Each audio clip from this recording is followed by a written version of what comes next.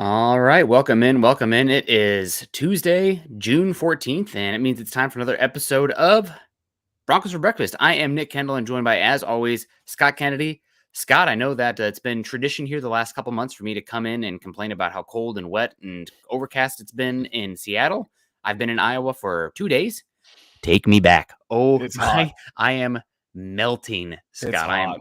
It's hot. This is going to be the hottest week in Georgia, too. This is I mean, we get hot in Georgia, but usually this is the hottest it gets all year, and it's June. Usually it waits for like end of August to hit, high 90s. Oh my God. Yeah. Hot, heat wave. Yeah, it's hot But here. we're bringing it today.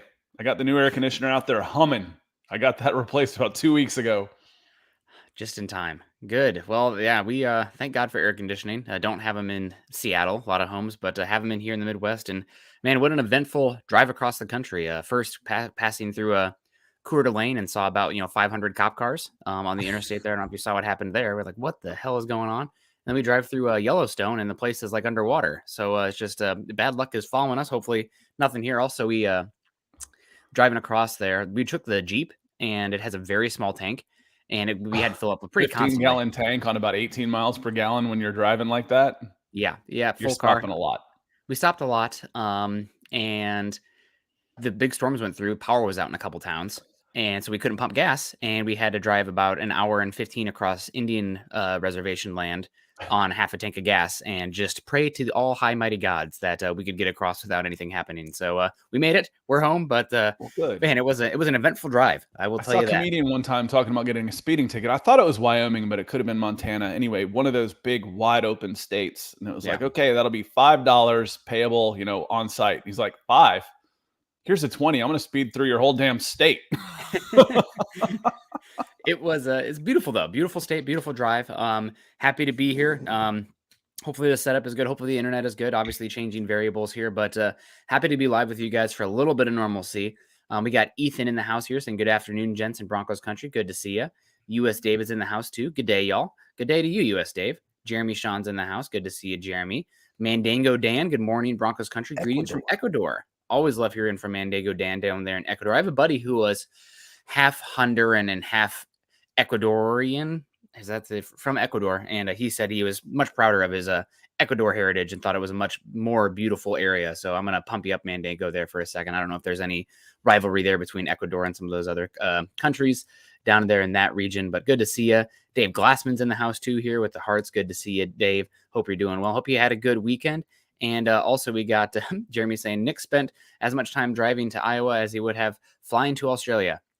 Probably more time. But I got to bring the pets, and the dogs are really enjoying themselves. It's the first time Summit and Gus have seen each other since they were 5 months old. So they are really enjoying each other. They're litter mates. So I guess I can tell you guys too now, I'm here not only for my sister's wedding this week, but Natalie's grandmother passed away. So I am just chaos week for me. Very busy, but I'm going to be here with you guys this morning, tomorrow night. Not tomorrow at all, because tomorrow is my wife's grandmother's funeral. Her last remaining grandparent just passed away.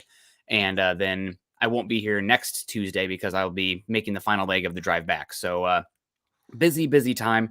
But really happy I could bring my computer and stuff and join you guys still. That's one of the great things about the internet and this kind of gig is we can do it pretty much wherever. That's also one of the reasons I love backpacking and hiking so much, because I can leave that at home. Oh, can't take it with. But other than that, Scott, you're doing well. Things have been not falling off too hard.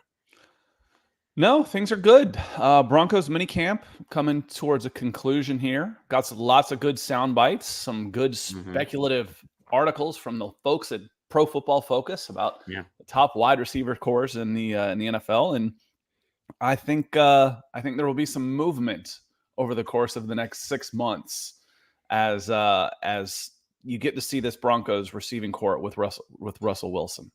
Yeah, really excited to see what this pass catchers can do. And it's something we always talk about on these shows, and it's very true. Wide receiver is a position-dependent position. It's a quarterback-dependent position. Obviously, you have some of the all-time greats who are going to get theirs no matter what, but there are margins of how good a wide receiver can be if they have limitations in the passing game. So hopefully this year, these wide receivers can be unlocked, but we look. And I did not mean that as a pun. I heard it as it came out of my mouth. But yes, Russell Wilson here should help the wide receivers a bunch. Chris Jenkins in the house too. Morning, awesome Broncos family. Morning to you, Chris. Hope you're doing well. Tommy Simmers in the house. Super day. Yes, it is. Tommy, good to see you. Greg Smith, good morning. Broncos for breakfast with a croissant and an egg, sunny side up, like Scott likes. Scott and I like it. Scott, I think much higher of you now that I know that we eat eggs the same. And my family made fun of me for years for that. It's like, you look like an animal. Sunny side up. Yeah. But no, it's eating the yolk all at once. Yeah. That's how I do it too. And it's nice. Yeah. Again, it's nice on a sandwich. It is. Yes. It's nice on a buttered, like English muffin. Good. God, now I'm hungry.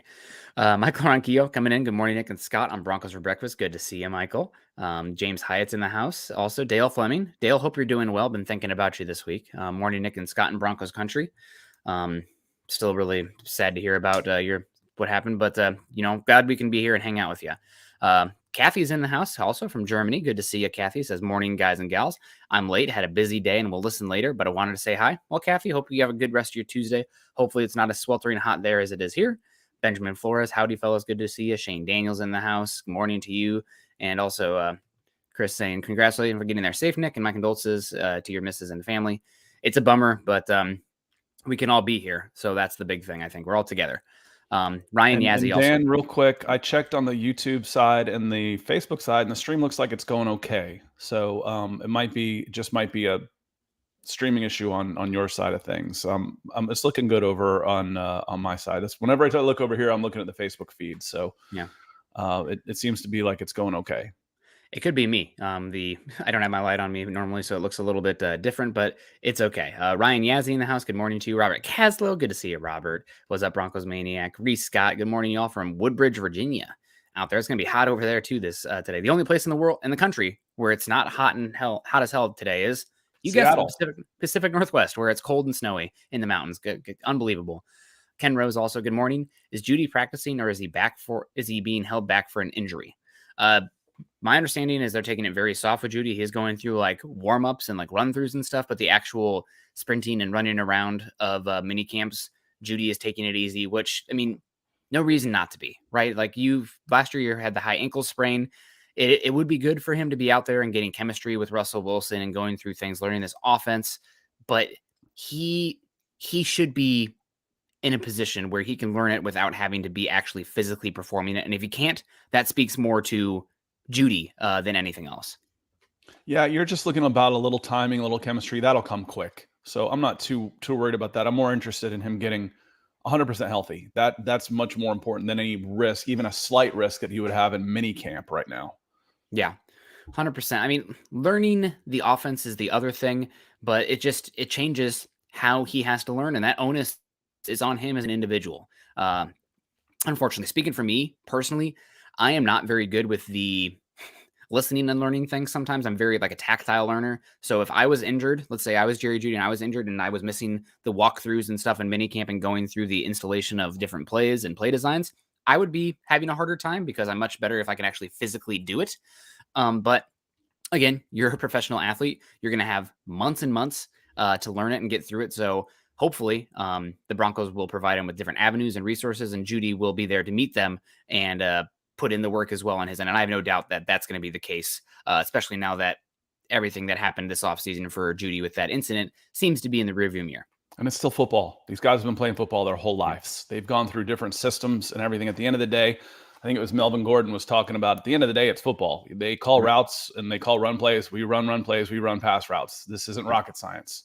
So it was I feel good about him. Again, some timing that can be picked up pretty quickly.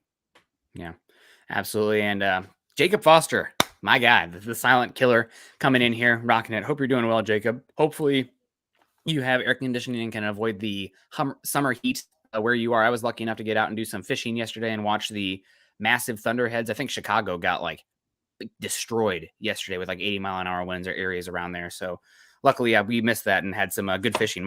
Scott, you're not much of a fisherman, right? I'd rather watch you fish than actually fish. I just don't like fishing. The second my line snags on something, I'm pissed off. I'm like, even if I catch a fish, I'm like, okay, that was fun. Let's go hike. Let's go do something else. I don't like fishing. I like diving. I like active things. Yeah. And for me, fishing's a passive activity to me, at least for me. And I don't like it. I had a good enough day yesterday that my thumb is raw. from the I used to get that playing Sega. Yeah. No. It was a good morning, good day of fishing. Although I did not miss the. It's probably in the south too, but like you're hot and you feel a breeze coming. Like, oh hell yeah, here's a breeze, and it's just hot air. It's like somebody breathing on you. I've said that about, you can tell when it's really hot when you're in the shade. I mean, it was hot this weekend when the sun was on you, but it was mid 80s. It wasn't too bad. It's like you'd get in the shade and a breeze, you're like, okay, yeah, it's nice. And then come summertime, you get in the shade and then the wind blows and you're like, yeah, it's still hot. Just feels like a hairdryer on you. Yeah, God, it was it was hot. I'm hot just even thinking about it. But we have Dale coming back in saying, thank you, Ethan, DWI guys, obviously, for your kindness and generosity. Yeah, Ethan is a Hall of Fame member for the Broncos for Breakfast. And so if you didn't know, Ethan won the YouTube raffle and got the jersey for the month of May. And he's sending it to Dale. So just a little bit of Scott's fan is back. I'm not sure what that means. Sorry. I think there's like a humming noise, maybe. It's probably me, guys. If it's anybody, I have air conditioning over here that I can't do much. But yeah, just another example of community picking up the community for sure. And Holy Diver comes in and says, did you hear Russell Wilson talking up Kendall Hinton? Sorry. I think Hinton has a ton of potential. He just needs playing time. So I went through a bunch of the videos yesterday, and one of the ones I picked up on was Russell Wilson talking up Kendall. Well, I think the guys are competing their butts off, but I think Kendall is doing an amazing job. He's got a special gift. His gift of getting open, his wiggle, his ability to accelerate and make plays. I remember watching the film, and there was a certain game, it's a Cowboys game, and he caught a little skinny post route and just took it, just took off. Just his ability to get open, his ability to make plays near the red zone, and just how he catches it. He's got that football instincts. It's the quarterback in him. Obviously watching him play and how he even had to step into that game that one day. I mean, that's kind of crazy to do. People understand how hard this position is, and to be able to do that the next day is a challenging thing. But he's a competitor, and I think all the guys are competing their butts off. Hey, buddy. Yeah, for sure. I mean, we'll definitely the last. So yeah, he has definitely impressed. And Ethan, I just got it. The fan, not like my fan because we were talking heat and hot, but fan. I have fans, like actual fans, like people who appreciate what I do. And somebody's walking around. There's a cat back there in the background. it's the Wild Kingdom show. So we're having fun back here. Either that, it's Iowa, it's a raccoon. We're not sure on that. So do you have a cat? Yes, I picked up on that quickly. Holy Diver, Russell Wilson talking up Kendall Hinton, and that could be a huge surprise. Huge. One guy goes down, it's an opportunity. I mean, I'm not a huge fan of. I understand the next man up mentality, but the whole idea that these guys are so expendable bothers me a little bit, that we've normalized season-ending injuries so much to the point it's like, yeah, these guys are going to go out and break their legs. Next man up. He didn't matter. I'm like, I get it, but it still bothers me just a little bit. But there is an opportunity that is going to present itself as soon as Jerry Jeudy starts missing reps. And it sounds like Kendall Hinton is taking bull by the horns with those with that opportunity. And good for him. Yeah, good for him. A couple takeaways there from Russell Wilson. Number one, somebody needs to talk to the dude about the black wristbands with the navy blue uniform. It clashes so much. It just drives me insane. The other one is, how great is it to have a quarterback so articulate, intelligent, that also complements his football, complements how he works at the podium. I mean, God, what a great time this is going to be in Broncos country. I know I keep saying that, but I keep having to say it to process it myself. Is this really happening? Oh my God, it is. We have an incredible quarterback who seems to be just as good of a person as he is a quarterback. So really, we're in nirvana. Certainly winning the press conferences, without a doubt. I mean, the controversy just, from his I don't give a damn type of persona from Aaron Rodgers would just bring distractions. It'd make for decent content.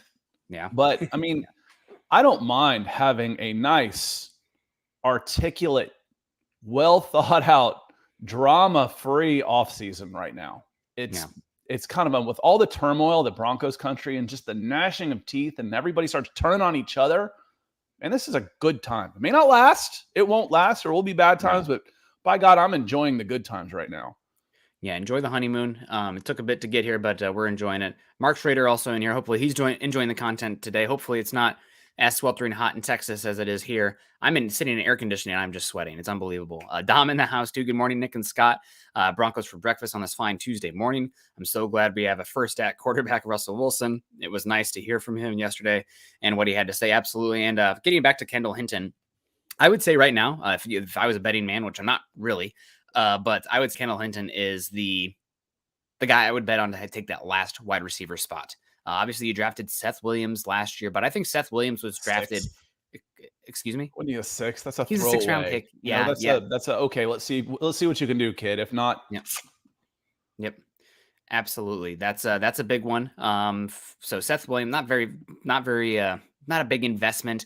I think you drafted him last year with it's a dice roll, like you mentioned, 6th round pick. But thoughts of, well, we're probably not going to be able to retain Tim Patrick and Cortland Sutton, both the big body X receivers. Let's take another one in the back end that's a dice roll that could maybe fit that role. Well, guess what? You were able to bring back both Cortland Sutton and Tim Patrick for pennies compared to what the wide receiver market is. I know we keep talking about that too, but I think their agents have to be kicking themselves for signing those deals early. I know you got the guaranteed money, but still, after the wide receiver market exploded after that, I wouldn't be shocked after this year one of those guys is holding out for more money a year from now, given the situations that have changed. At least having the conversation. I don't know if holding out so much. I mean, a lot of that's guaranteed. I mean, a lot of the money is guaranteed. You don't see the holdouts quite as much as you used to.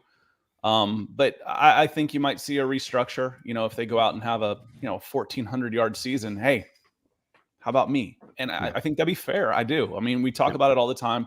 A lot of these contracts, most of the contracts aren't guaranteed. And you don't see holdouts in basketball. You don't see holdouts in baseball because they're at least once you've got a contract signed. So contracts are guaranteed. Most of the contracts in the NFL are 1-year deals with club options. That's just how you think about it. As long as it's still beneficial to the club, we're going to keep you another year. Until it's not beneficial to the club, hit the bricks. Yep.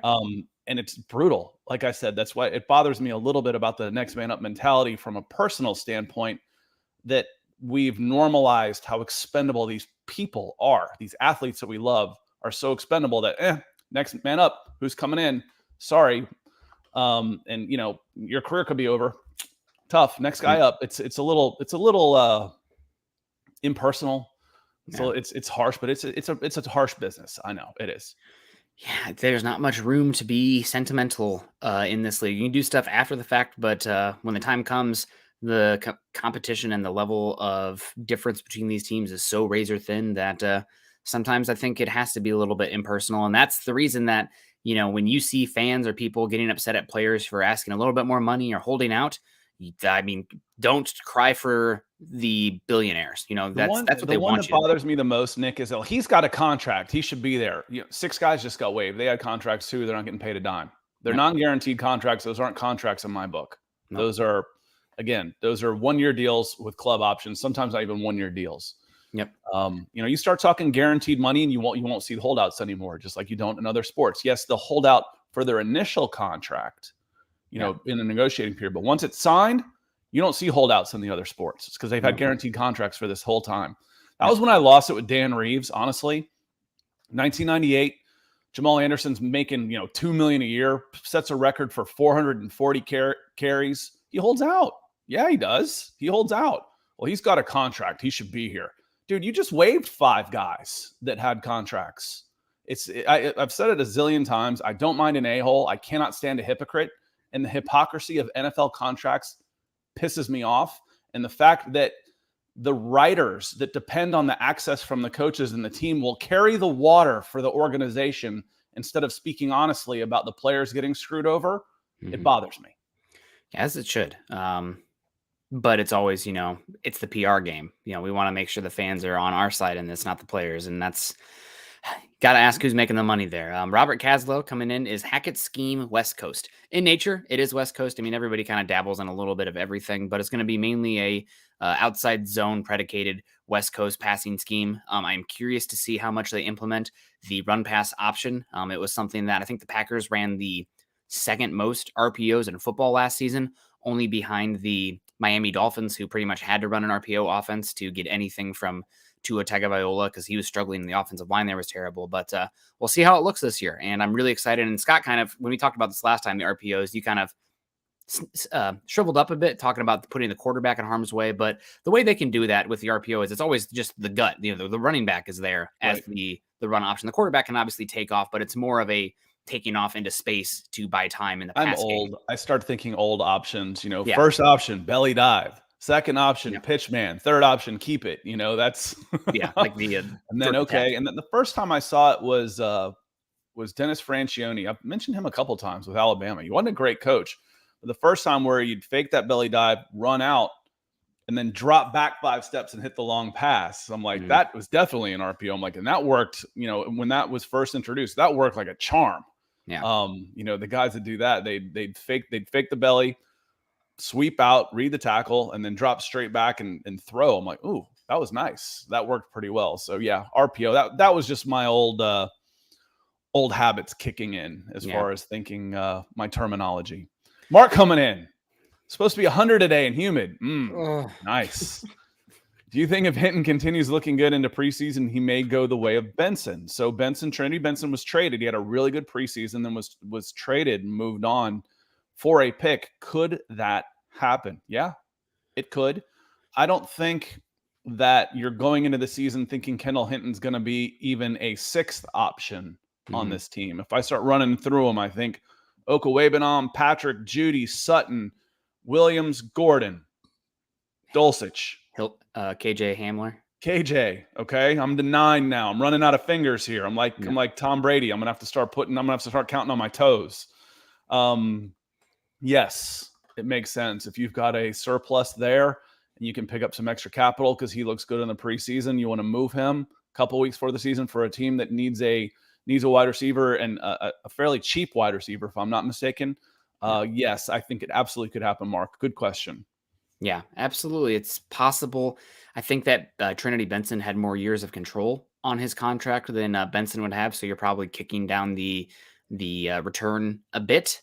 But if he kills it this offseason, that'd be great. The one thing about Benson is it sounds like he is like pretty beloved in the locker room. Obviously what he went out there in a tough situation, and the roster's turned over a good bit since that game where the Broncos had to play a wide receiver at quarterback, but still it seems like he's pretty liked in the locker room and maybe somebody that galvanizes the team somewhat as well. So, is the 6th round pick worth it rather than, having the depth at wide receiver and somebody that's beloved in the locker room? Those are things you have to consider here, especially now that the Broncos are in a position to be going for it versus asset accumulation to get in a position to go for it. You're in the position now. So it's a delicate balance. Would be interesting to see. I think Hinton right now is, like I said, I'm not a betting man, but he'd be my bet to be the last wide receiver to make the team. They might carry 6 or 7, depending on what you think of Washington, the returner, what his position will be. But I think he's going to make it as the 5th or 6th guy. Yeah, I think of Washington as a special teams guy first. Yeah. Wide receiver is just gravy if you get something out of him. I think he makes his team as a special team slot. Go on the depth chart at wide receiver, but way, way down here. So just and maybe get some time in there again. But you don't want, if he plays his way in, kind of like, the 2-star beat out the 5-star. Well, if it's because the 2-star was great, fine. If it's because the 5-star sucked, then that's not good. Yeah. If they play their way into that spot and beat out a guy, great. But I want to see, and we can get into our topic here, I want to see Patrick, Sutton, and Jeudy become what I think they can become, what we all think they can become. Reese Scott coming in orange, saying, speaking of wide receivers, do you think Jerry Jeudy or Cortland Sutton are the most important and hardest to replace from our wide receiver core? Oh, that's a good question. I mean, for me, it's 2 of the 3, so it's either him or Patrick. One of those 2 are Patrick, but Patrick's pretty indispensable. Tim Patrick is pretty indispensable for a guy that you can just flat out count on. We talk about trust a lot. Man, he is Mr. Frickin' dependable. It's hard to replace that. So you'd love the explosion of Jerry Jeudy. And I haven't personally seen the very best of Cortland Sutton from his first year, his breakout season when he looked like one of the best young receivers.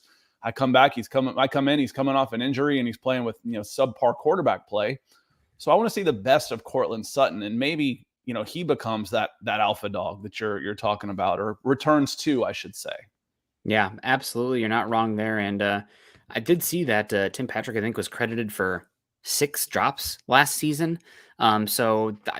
He obviously gets somewhat of a pass because he's been super reliable in that beforehand. But definitely something. Jeudy gets roasted for his rookie year with 10 drops and like half of those in one game. But I think we do want to talk about that a bit with Patrick as well. Getting back to Reese, first off, thank you so much for the $20 super there. We really appreciate you. Love seeing that orange come in.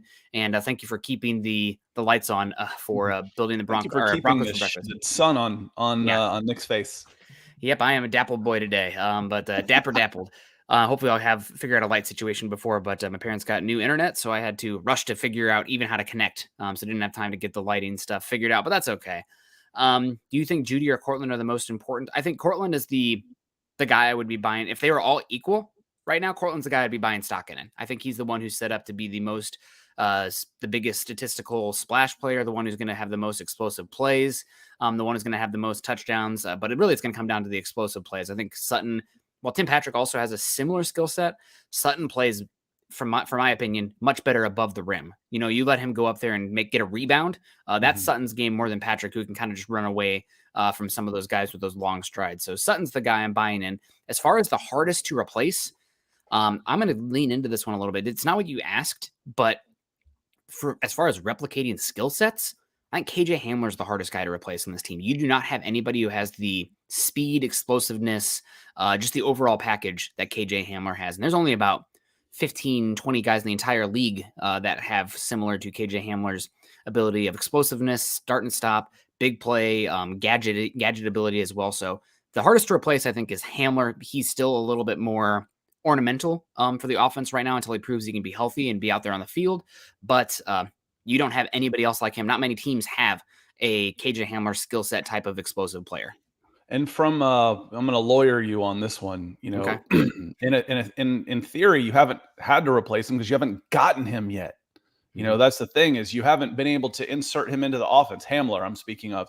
You haven't been able to put him into the offense the way you would like. He's just kind of been on the shelf waiting for him. So you're not replacing production yet. But I understand your point, and I agree completely. He's the one.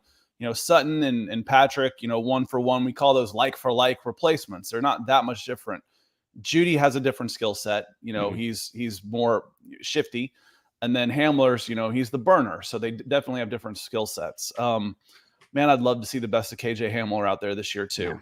Even if it's towards the end of the year, work them in slowly and, talk about a weapon. We talk about keeping the running backs fresh. Well, shoot, if you can ease him in and then he's fully confident, back half of the season would be 14 months of rehab from his injury. And it'd almost be like making a trade. It'd be like bringing in a new signing, so to speak, with his skill set. So hopefully we get a chance to see the best of KJ Hamler, and God willing, and he stays healthy. Yeah, we'll see. I mean, he's a unique player, and really, when he's been out there, I mean, the Broncos offense has been exceptionally more explosive. The EPA has been higher. The yards per catch have been better, and their yards per carry have been better with KJ Hamler out there as well. He is a kind of like a really good 3-point shooter. Create space for the offense when you have somebody that the defense is like, well, if we play single high and he runs a slot fade, we are in trouble. So it's definitely helpful in that way. Miguel coming in here. Good morning to you, Miguel. He says, good morning, fellas. Does Timmy Patrick kind of give you Rod Smith vibes, or is it just me? Yeah, I can see that. I think Rod Smith is a little bit more. Rod Smith was not as big of a guy, not a beanpole that Tim Patrick can be out there, but a little bit unheralded, hard worker, just goes out there and does the job, and somewhat quiet as well, but like a quiet vengeance kind of feeling with Tim Patrick that Rod Smith had also. So yeah, I think that's a good one. That might be one reason that Broncos country loves Tim Patrick so much as well, and really seems to rally around him compared to the other guys who I think are equal in ability and skill set, but you love some Tim Patrick, and what a great story. What a great get by the Broncos as well. They land him and also retain him for pennies compared to what the wide receiver market ended up being. And thanks for the stars, Miguel. Yep. Kenneth came in with this question last night, and he changed it up just a little bit on this. Okay. Because initially thinking what are Russell Wilson's? It was almost like an either or type of thing. Yesterday, Kenneth, it felt like it came in. You think Russell Wilson's chances of winning the MVP are about 33%? And I was like, hell no. 33% will make you a favorite. Russell Wilson will not be a favorite coming in. No. And we pulled up the numbers. I was typing away in the background. I pulled up the numbers. It was like plus 1,400, I think, were the odds. I'm like, well, carry the one. And that's about 7%. That's about a 7% chance of winning. But the way this question is phrased kind of says, if Russ has 42 touchdowns and 8 interceptions and Denver finished first in the AFC West, what's the chances he wins the MVP? Then I would say 33% to 50% becomes a pretty strong number when you think about what it's going to take to win the West. It's going to take 13 wins, possibly at least, I think at least 12 to win the West. So if you're talking 12-5 with a 42-8, looking at last year by touchdown to interception ratio, Tom Brady was 43-12. Next was 41-17. That was Matthew Stafford. 38-15. That was Justin Herbert. And then I come down and I say 37-4. Good God. And I scroll over.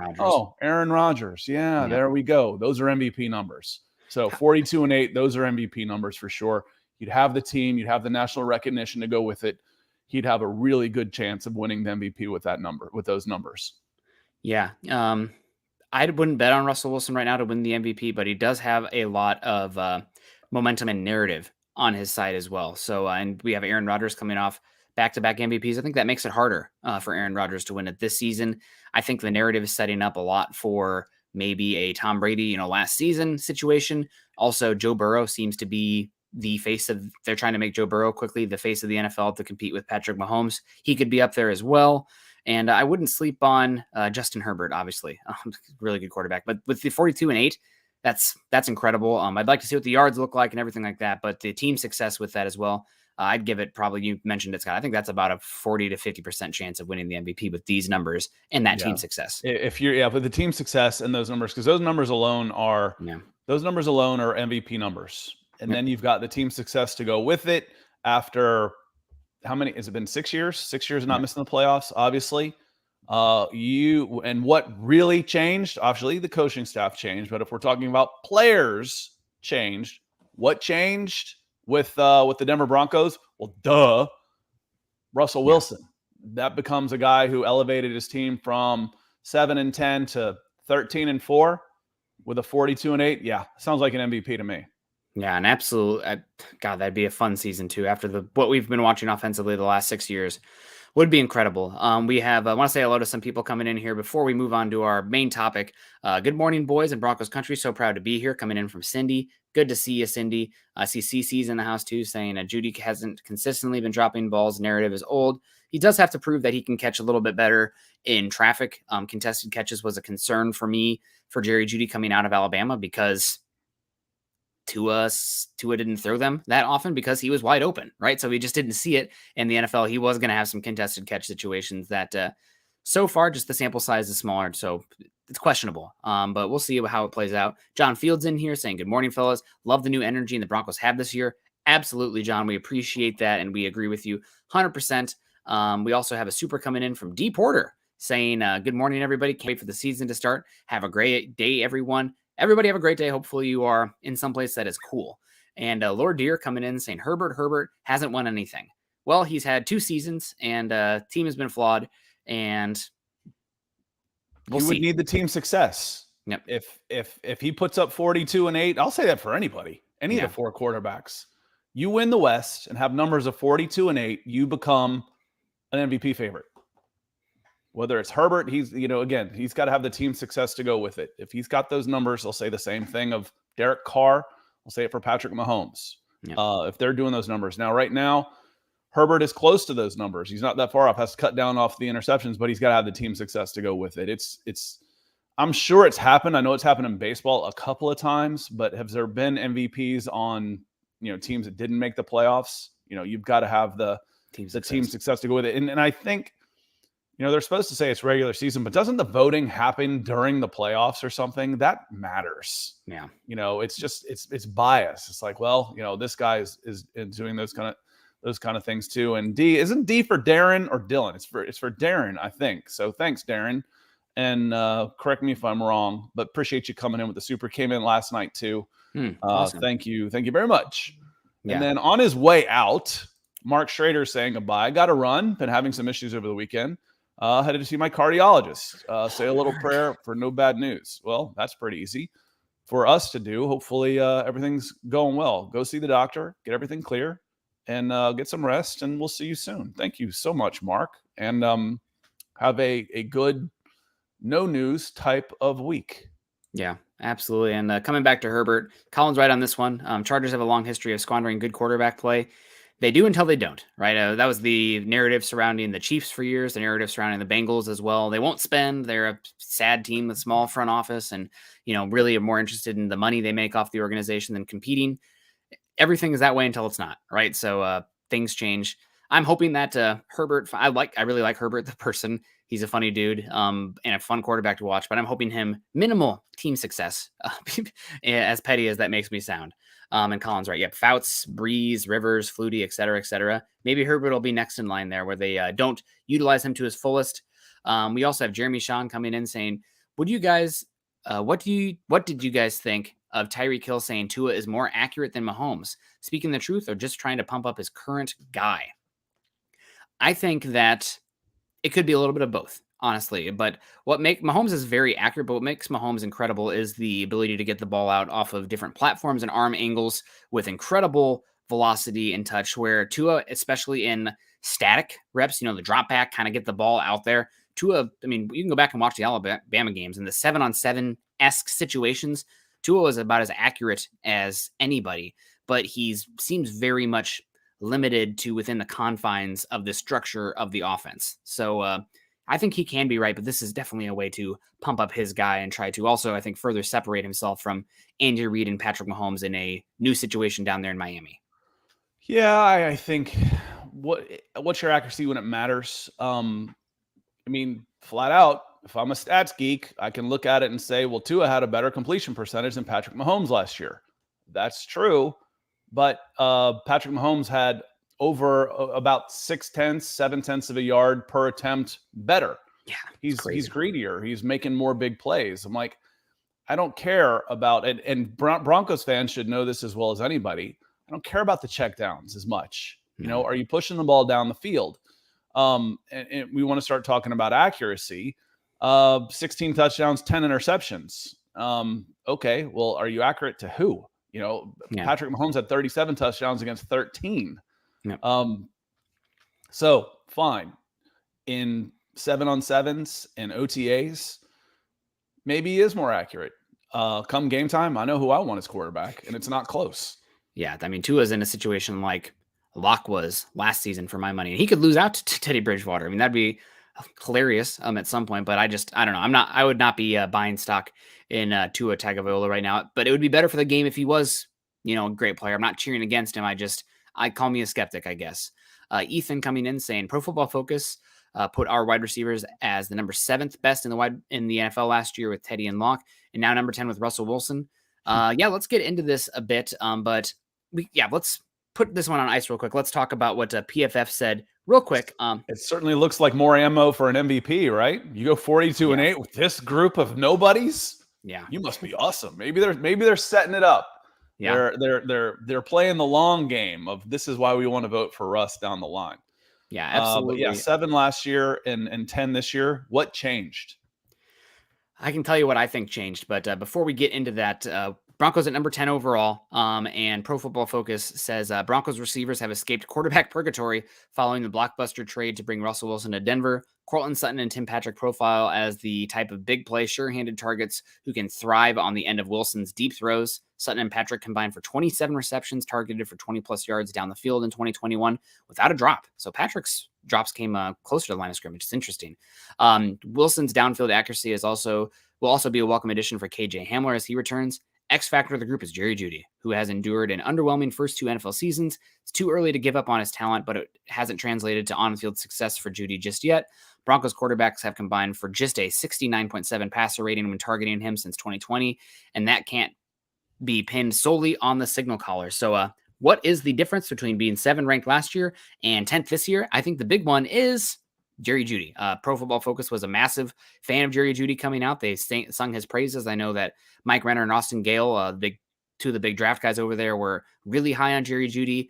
And last year, Jeudy failed to deliver. Not totally his fault. Obviously the high ankle the high ankle sprain plagued him throughout the entire season. Sometimes that can cost guys the full year, and they never come back fully healthy that full season. So I think Jeudy's play last season is the big reason they went from 7-10. Probably also sprinkled in KJ Hamler's injury as well. Yeah, I think you're right. That goes into the again, what changed? We still had high hopes for Jeudy. Now we're cooling off on him a little bit. That said, Sutton coming off an injury, were they overrating him coming back strong? Because Cortland Sutton should be better this year than he was last year. He should be full go. Yeah. I think he would admit that he was even just a shade hesitant, even subconsciously, to get started. And that's just natural last year. And then by midseason, everybody had already checked out. Yeah. So, Sutton should be better. Patrick should be better. Hopefully Hamler comes back, and then we'll see about Jeudy. There was a comment in here, I think it was from Bama X, saying that he thinks Hamler should be Russ's go-to guy on breakdown plays because of his ability to beat the defense long. Once a play is broken down, getting long that's not the hard part. Once you get them peeking in the background, basically anybody can get behind them then. But for that reason is why I like Jeudy, because then your side-to-side motion matters more. You come back and you can break side to side as you're trying to come back to your quarterback and bail him out. Then maybe somebody cheats and you go long. Yeah. But I've said I think Jeudy ends up becoming that go-to guy on breakdown plays because of his ability in the intermediate parts of the field where he will be moving laterally. Yeah. So, again, if you want to say 10 now, let's see where we are in December. I think a regroup on this, you'll get a much better appreciation for the wide receivers of the Denver Broncos on a national level. The appreciation I have is more orange from Broncos Sunrise, matching his picture coming in here. He said, I'm just happy.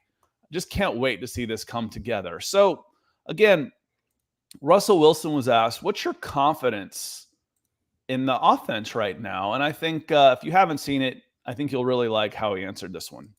I feel extremely confident in what we're doing, man. We look really good. We're going against a great defense every day. That's the challenge you want every day, to go against the best of the best. And our defense is the best of the best. And we're getting better every day. We're making touchdown plays. The guys are making key stops on defense. We're making key plays on key third downs. It feels really great. So offensively, I'm really excited about the offensive line. I think those guys are doing a great job up front, giving me enough time and blocking it up for me.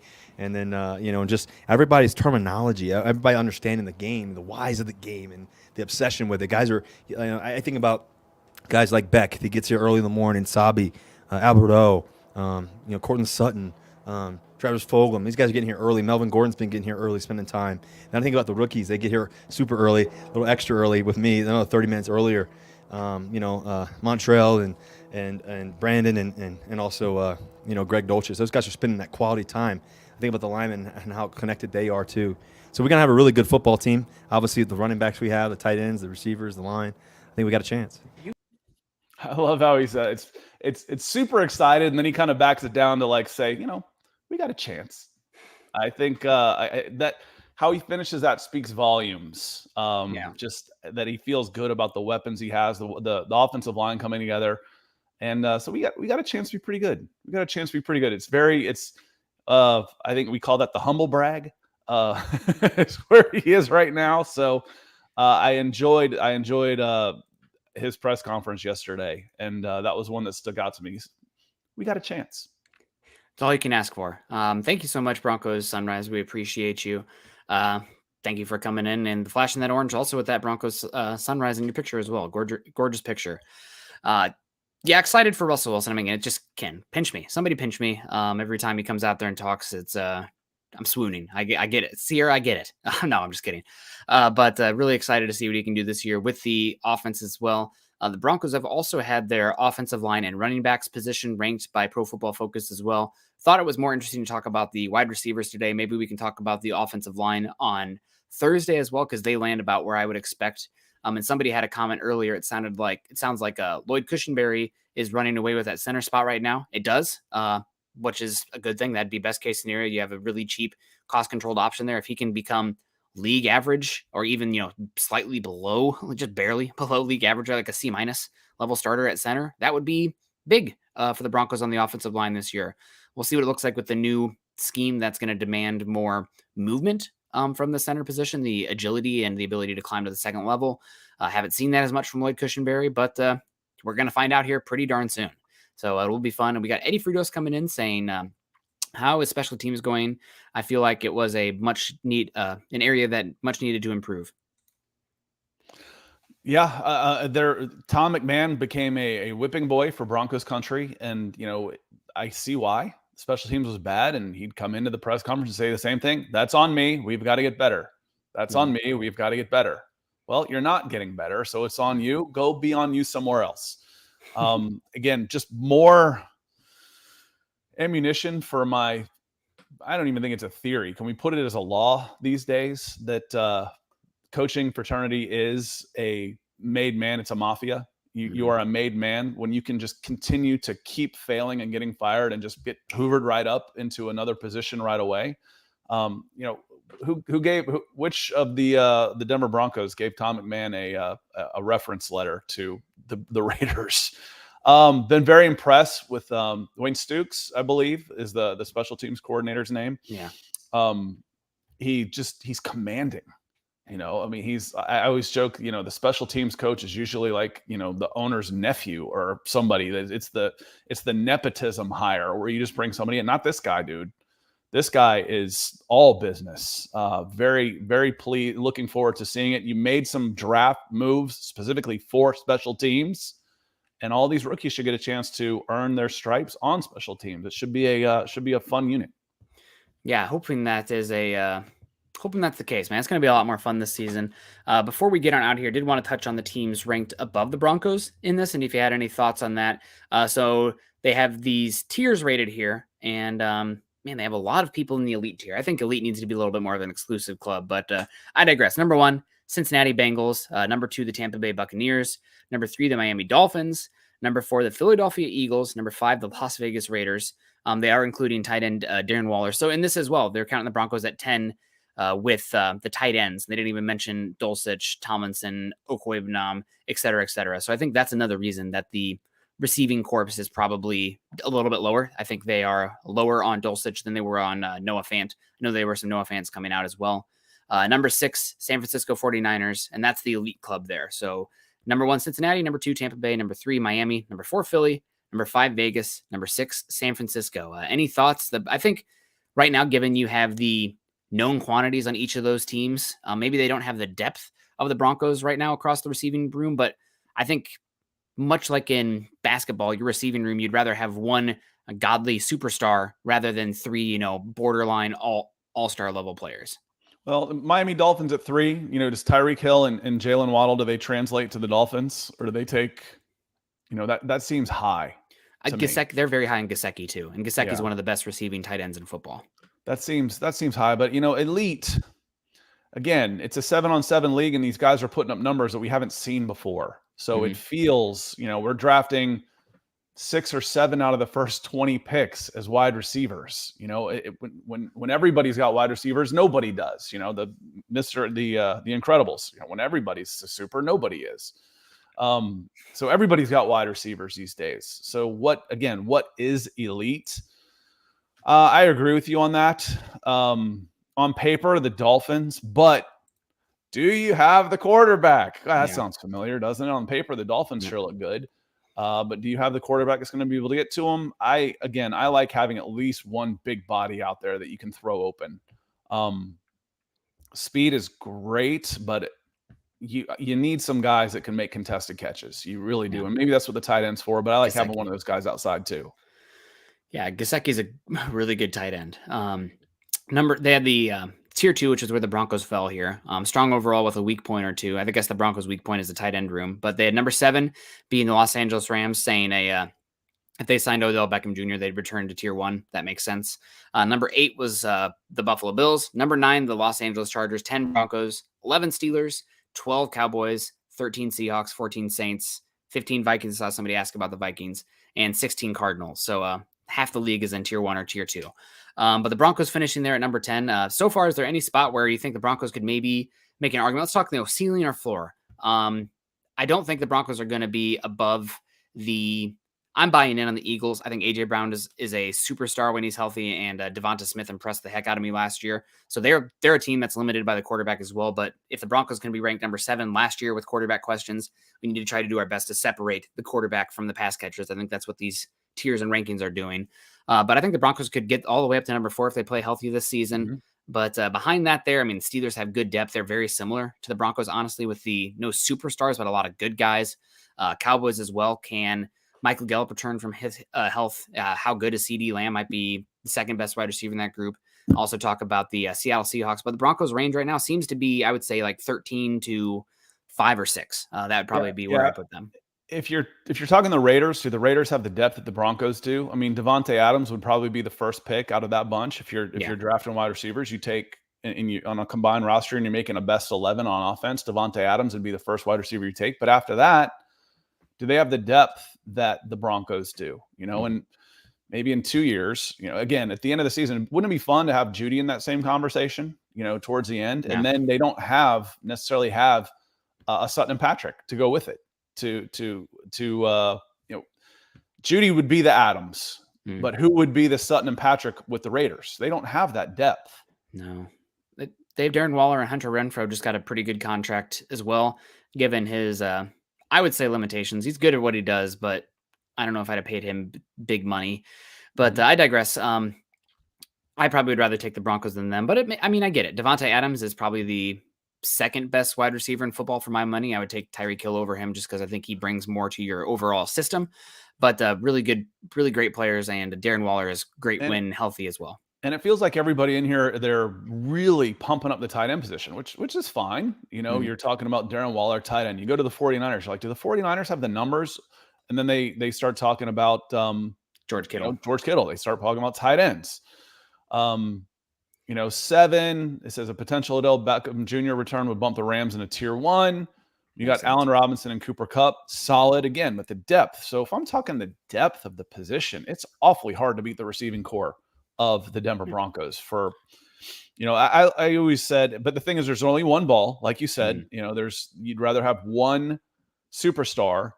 But if I'm lining them up like it's a wrestling match, 1 through 6, and I go, okay, 1 versus 1, who wins? Okay, you might win 1 and 2, but I'm winning 4 through 6, so I just beat you 4-2. Yep. So if I'm looking at depth, strength of a unit, I want to know depth in that case. For an injury, for someone has an off game, can I scheme this one guy out of the game? Okay, we'll scheme Sutton out of the game, and Jeudy and Hamler and Patrick are able to kill you. So again, for the depth of unit, for a strength of unit, I am looking at the depth, and I think the Broncos are probably underrated here. Yep, and now for a lecture on analytics coming from Colin. Well, let's hear it, Colin. No, none here. This is going to be more of just game theory thought here. But when you talk about the depth of the wide receivers, I think it does give you obviously gives you the ability to withstand injury more. But I think that puts even more onus on the offensive coaching staff that are unknowns right now. Because you talked about it, the defenses scheming a guy out. It's going to be on the coaching staff to understand the weaknesses of these opposing teams and how they can best set up specific players and weapons to take advantage of opposing teams' weaknesses. So that's the biggest one that I think is going to be a area that we just don't know yet. We want the coaching staff, really great coaching staff. You see it with Andy Reid. You see it with Sean McVay. They find a singular matchup. Peyton Manning in his heyday as well. They find a singular matchup and they go to that well often. And then the next week they do something completely different. And teams that have a bevy of weapons and a variety of weapons can do that. But it does take a good, close, synergistic relationship between the quarterback and coaching staff. And it takes a coaching staff that knows what they're doing and is really good at making those adjustments in the game planning. We just don't know that yet for this offensive staff. Well, and let's take a look at 8 with the Buffalo Bills, Nick. Yeah. Or Gabriel Davis, Jamison Crowder, Stephon Diggs. Is that a better receiving core on the whole? I don't think so. I don't think so. No, they're leaning into Diggs. I think he was great. I think recency bias are saying, "Oh, that guy had 200 yards, against the Chiefs," but nobody could play defense by the end of the game. Everybody was gassed. Yep, absolutely. And I might as well get into it with the analytics here. The Broncos hired 3 new people to the analytics staff there in the front office, and are investing more money into the in-team analytics. And it sounds like even some virtual reality and some GPS stuff coming there as well, from what I've heard. So get in or get out, I guess, is the way of the data world. It's a cheap way to try and gain an edge. When you start thinking about it, the money that gets poured into, what's the salary going to be? $220 million. And I can bring in 3 $100,000 guys or women. I mean, guys in the People, royal folks. sense, Yep. Folks, to come in here and maybe get at least a little bit of an edge, or find one player that is undervalued and do that. It's a cheap way compared to personnel to try and get an edge. So yeah, dive in all the information you can get. At the end of the day, the coaching staff, you're still going to need those instincts and your gut. So I'm a firm believer in, a hybrid approach for sure. Yep. God, who's the manager? He's back in it now. He started with the Phillies like last year, and he it was his first year as a manager, and he was like, "Oh, I'm going to just live on these analytics." He's got a guy just through 6 innings, 80 pitches. He's given up 1 hit, and they take him out. Well, that's what the book says. Don't go through. The analytics say don't let him face a lineup 3 times. Well, if you're really good and you're on your game, let him pitch till he gets hit. And they got beat. So you gotta have some intuition too there and some common sense, because there will be holes in the data as well. But yeah, of course you want to use the data. And it's human beings you're dealing with. Human beings are, there's we listened to an audiobook on the way here that's like a alien AI kind of took over, and it's like human beings are impossible to predict, and they just could not get ahead because of the volatility. And maybe that's not it's hard to put data on emotions. It's easy to I think the overall theme was it's easy to predict people, but it's hard to predict a person. So that might be something, but I did want to get back to the specifics here. Broncos promoted data scientist Mehmet Cam Erden, and he was previously they promoted Kunal Singh from data scientist intern to data scientist last fall, and Cam Erden, I think, was also a previous intern at Pro Football Focus as well. So there is something to it. Sorry, some people enjoy that or get upset about that, but it is the reality of the game. I think there are people that were probably upset about the forward pass or, moving on from the I formation at some point too. It's here, either get with it or fall behind. Ethan coming in with a $25 pound saying, great show, gents, in Broncos country. Broncos for breakfast. Did I misspeak? Well, you called it $25 pounds. That's funny. Oh, 25 pounds coming in saying a great show, gents, in Broncos country. Hashtag BFB, hashtag MHH, hashtag the closer. Thank you so much. We appreciate you. And hopefully you're doing well. And hopefully things are okay out there in London. I know things have been a little bit, it seems unstable everywhere, but they just had the vote of lack of confidence or whatever the hell's going on. I've been driving. I drove like 28 of the 32 hours out here. So my brain is mush after that. It's good though. I recommend everybody go cross country at least once. See the country in a car. Just do it one time.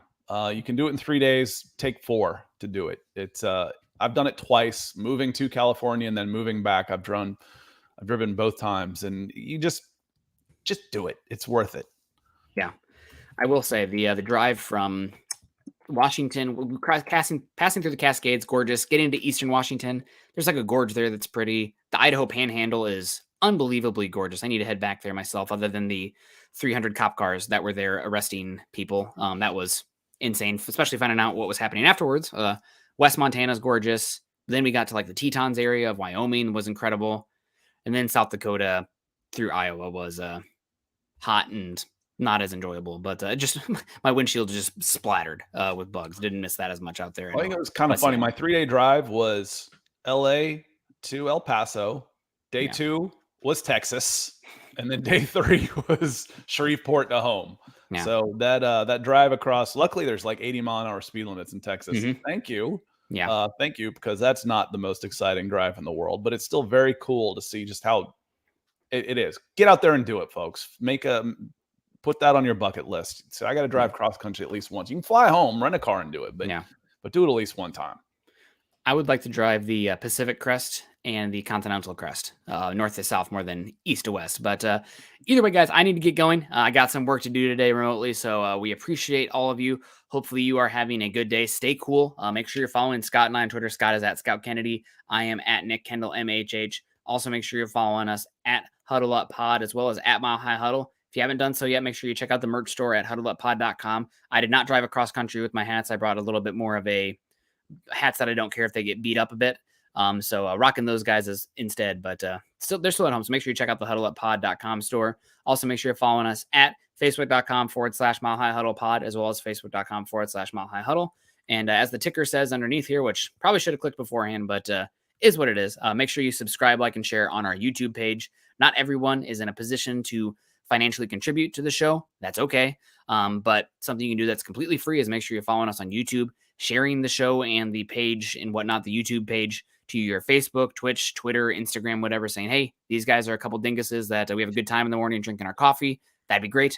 Like, subscribe also. So absolutely. What do you guys think? What are you doing the rest of the day, Scott? How's it going?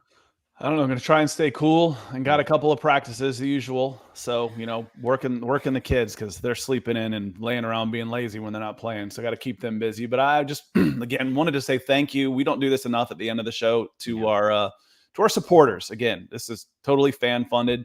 On Facebook, we got Jacob, Mark, Miguel. Thank you so much. And if I missed anybody, I apologize. On YouTube, Ethan, the DWI guys, Broncos Sunrise, D Porter, Kenneth, and Reese Scott. Thank you so much. We appreciate and love you all. Yeah, no, absolutely. But thank you guys so much. One last question before we get on out of here, because I do like to get into some people that we haven't seen on here very much before. I recognize this name, but I want to shout out our Facebook people here. Derek Player, one position the Broncos need to add to. I saw Carlos Dunlap was visiting the Panthers. He's one that's interesting to me just because he's a different type of pass rusher than the Broncos have on their roster currently. But the one that seems obviously to stick out, and I'll just set up Scott for this one. I'd say right tackle still, but that's still the one for me is right tackle. Yep. We'll hit it on Thursday, but it sounds like the interior line is either being puffed up or coming together. You're not really sure until you start seeing seeing them against other teams. Yeah. But for me, it's still right tackle. Maybe there's too many maybes there for me. Maybe this, maybe that, maybe. I know at quarterback. I know what I'm getting at quarterback. Yeah. I don't know what I'm getting at right tackle. No, 100%. That's the one, especially was it Ben Bredesen or whatever, the small guy who's only played like 10 snaps in his career has been playing a lot of right tackle. And that should be Billy Turner, could be an upgrade, but it's too many maybes for me. I'd like to have a sure thing, a plug and play guy right there. That's for me. So I'm glad, for me, there's also a little bit of question for a big body on the defensive line. Yeah. But Muma, Chad Muma, at linebacker, the reflex action. But for me, it's still right tackle. Yep. And we'll get into that on Thursday. So you guys have a great rest of your day. I will be back tonight with Carl. You guys stay cool. Choose kindness, choose compassion. Go Broncos.